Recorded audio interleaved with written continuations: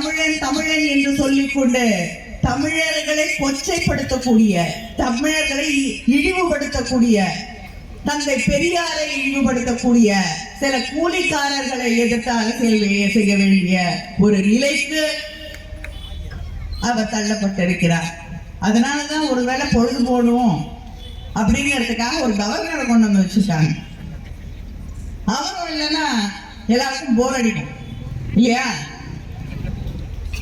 அவர் governor மாதிரி இல்லை, ஆளுநர் மாதிரி இல்லை, நல்ல அரசியல்வாதி போல ஒரு எதிர்கட்சியில இருக்கக்கூடிய ஒருவர் எப்படி செயல்பட வேண்டுமோ அப்படி செயல்பட்டு கொண்டிருக்கிறார்.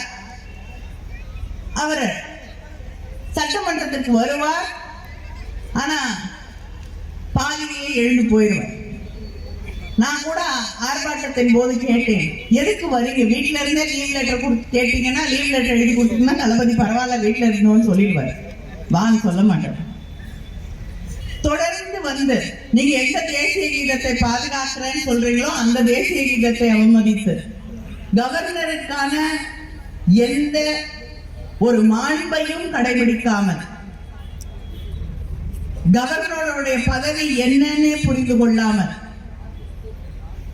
நீதிமன்றம் கூட உங்க தலையில குட்ட வேண்டிய ஒரு அவசியத்தை உருவாக்கி,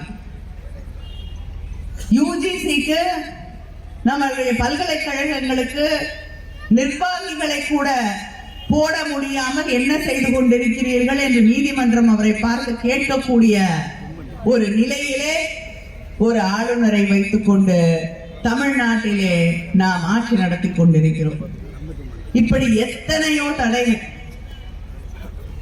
அரசியல் ரீதியான எதிர்ப்புகள், நம்முடைய அமைச்சர்கள் மீதான வழக்குகள், அதையும் தாண்டி தமிழ்நாட்டை நடத்துவதற்கு, மக்களுடைய திட்டங்களை செயல்படுத்துவதற்கு நமக்கு நியாயமாக வந்து சேர வேண்டிய தொகை அதை வழங்காமல்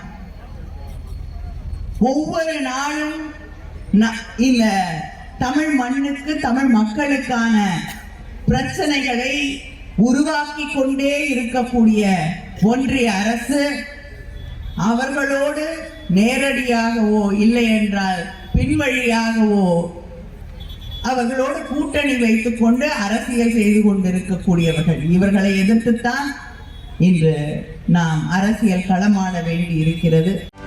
செய்திகளை உடனுக்குடனும் துல்லியமாகவும் தெரிந்து கொள்ள சப்ஸ்கிரைப் பண்ணுங்க.